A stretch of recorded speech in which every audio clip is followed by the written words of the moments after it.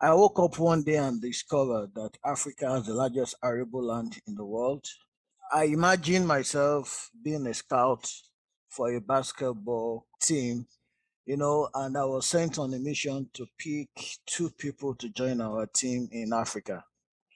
I got to Africa and I began to look. Where do you think, or who do you think I will look out for majorly? We agreed that the tall guys. Why? Because height says potential for basketball. Now, if we have 7 continents on Earth and one has over 60% of the arable land, tropical climate, and all that, I didn't need anybody to tell me that Africa was created, to feed the world. Incidentally, I'm a Nigerian. Nigerian until probably recently was the poverty headquarter of the world. So I was asking, how can that be with all the massive resources? So I discovered that the food system is where the problem has been. We wait for rainfall, you wait, farmers in this part of the world only cultivate 3, 4 acres of land and all that.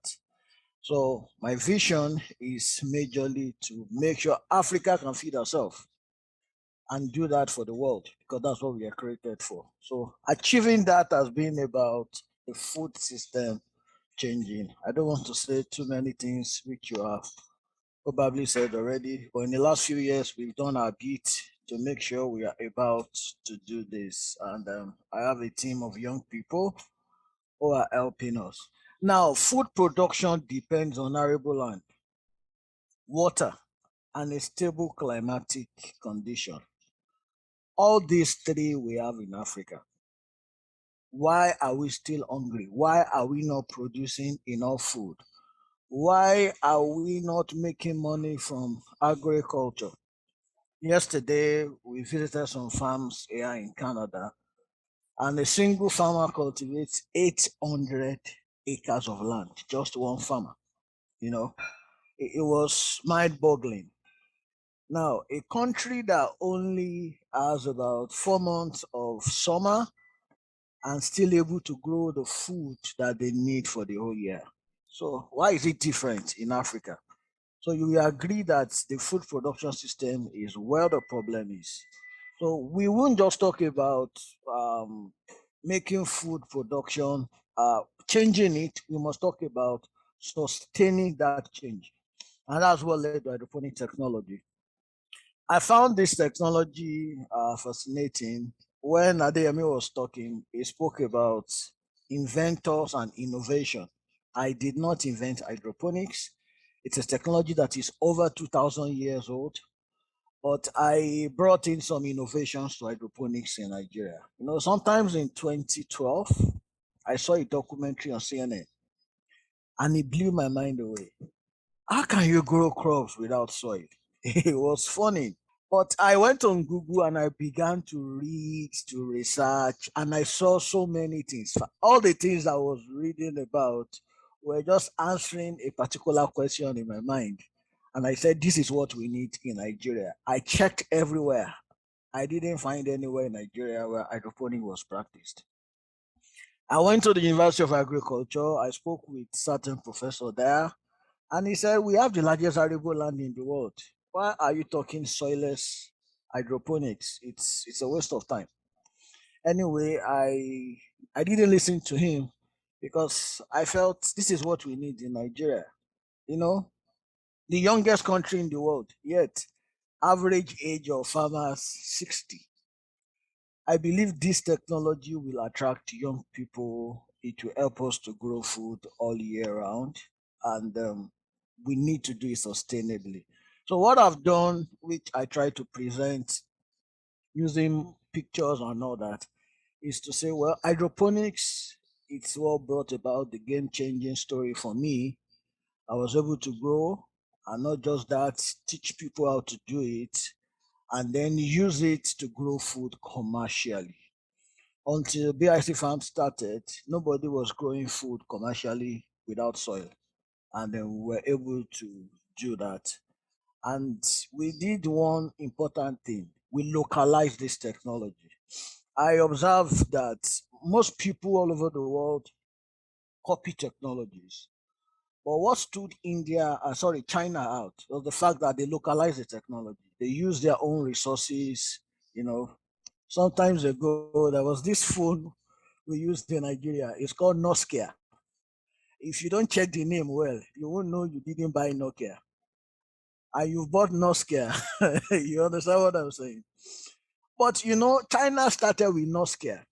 And today they have amazing phones. Huawei, I think, is the number one phone in the world.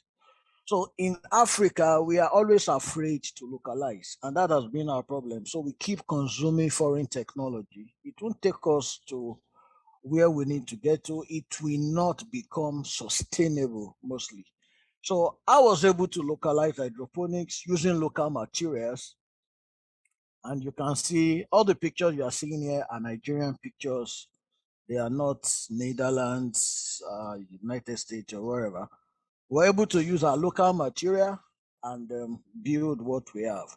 So to us, if you are thinking sustainability, I will encourage this mindset. I adopted a beginner mindset. Now look at some of the pictures there. When I saw hydroponics, at the time I went for training in Cape Town, some other places, the materials were and the equipment are very expensive. But I learned about the beginner's mindset, which actually helped. Now, what is the beginner's mindset? If I'm holding, let me say, a bottle, a pet bottle, if I ask you what am I holding in my hand, one bottle. If I ask you that what am I holding in my hand, you probably tell me I'm holding a bottle. I just want to use this as an example. You probably tell me I'm holding a bottle, or somebody will say bottle water. Now, that is a professional thinking mindset. A beginner mindset will ask you what you are holding in your hand, what can you do with it? Now, let me ask you this question back. What can you do with this bottle? Several answers will come to your mind. That's innovation. Now, I discovered that this bottle, I can cut it and it becomes a flower pot. If I cut it, it can become the pencil case. So it's no longer a bottle. I'm holding a pencil case. I'm holding a flower pot. If I cut it and invert it, it becomes a funnel. So asking what can I do with this bottle, I can innovate or create so many things out of it. So I use that to set up most of the systems you are looking at. I look at a pipe and I ask, what can I do with this pipe? I found a solution. I look at the rain gutter and I ask, what can I do with it? Asking this question help me to build systems that are sustainable, not too costly, and we're able to scale, commercially hydroponics technology. So hydroponics is growing food without soil. It's a word coined by an American professor. I don't want to say too much theory because of my time, just 10 minutes. But hydro means water, ponics means work. So hydroponics is water works. It has two classifications. We have the pure hydroponics, where you use water majorly as a substrate, and then you have the soilless culture. You are not using soil. You are using something called medium, because plant actually does not need soil. Soil acts as an anchor. It holds the plant, prevents it from being swept away by flood, wind, and all that. So localizing hydroponics opened my eyes to the fact that pure hydroponics using just water will not be sustainable in Africa because of electricity. If you are using water mainly as the medium, you need to run your pumps. So I specialized in using substrate, and then the type of substrate we had that time, it was something that was made from cocoa peat. So I also found a way to, and one of the biggest rice community called Ofada was in that town. So there's a particular market where they mill this rice, and you have a lot of rice husk, piled up somewhere. So I found a way to recycle this rice husk. We pyrolyze it, that is, we burn it without oxygen at a particular temperature, and now mix it up to form our substrate. So with that, currently 100%, we don't import substrate again. we use this circularity method, and that brought down our cost of production with about 40%. We went further to do so many other things. But so using technology, hydroponics became sustainable, not only sustainable, scalable. You can now, people can own these systems and then use it to grow food, and you can see the quality of some of this food that we are producing.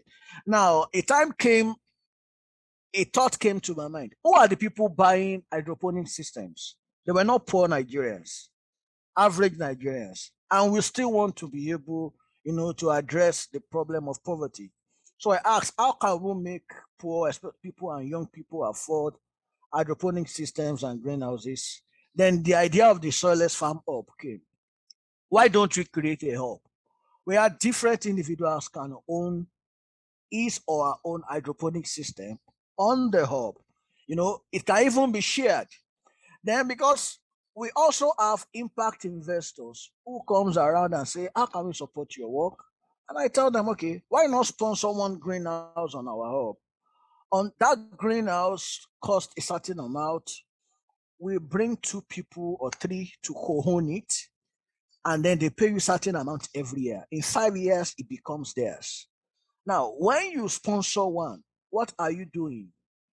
You are creating job, you know, you are helping people to become business owners. You are working on getting rid of poverty. You are working on zero hunger, responsible consumption and production. So many things that you are doing. Because on just 1 hectare of an hydroponic hub, we are saving 49 hectares of deforestation. What we produce on 1 hectare is equivalent to what you need 50 hectares of land to produce. So if you can have 1 hectare, you don't need to cut down 50 hectares, of forest. So the impact, it's amazing. It's huge. It's beyond what we can say. But just using that singular approach, we are able to tackle no poverty, zero hunger, good health and well-being. Because the moment you grow food and you pluck it starts to lose its nutritional value. Lagos is the largest food market in West Africa. 80% of the food sold in Lagos comes from over 1,000 kilometers away. It takes a week to get there. So when you buy this food, it's no longer nutritious.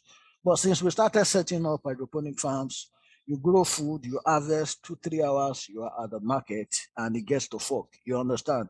So it also gives room for quality education, gender equality. We have a lot of females working on these farms, and they are proud of what they're doing. Clean water and sanitation, decent work environment, and economic growth. When Adeyemi was talking, he talked about making your model appealing. It's a type of farming that is appealing to young people. If you go all over the internet now, especially in Nigeria, you see females, they will tell you, I'm a sexy farmer, I'm a pharmacist, all sorts of, fine words that has attracted a lot of young people into agriculture now. And young people now coming into this sector, we are seeing a lot of creativity. What they have bottled up that they are using for cyber crimes and so many things, they are now channeling it into a good cause. And the result, it's beyond what I can say.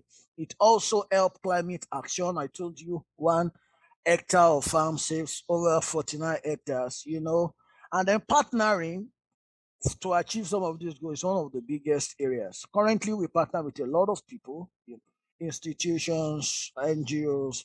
Just some weeks back, one of the foundations in Nigeria was asking me, how can we support the work we are doing? I said, with some few amount of money, $50,000. What I presented here, I showed them, if you put this down, this will achieve this. And they screamed. They said, wow, we are in for it. So these are some of the things that can happen, where we can make, how will I put it, food system sustainable and achieve innovation towards commercial sustainability.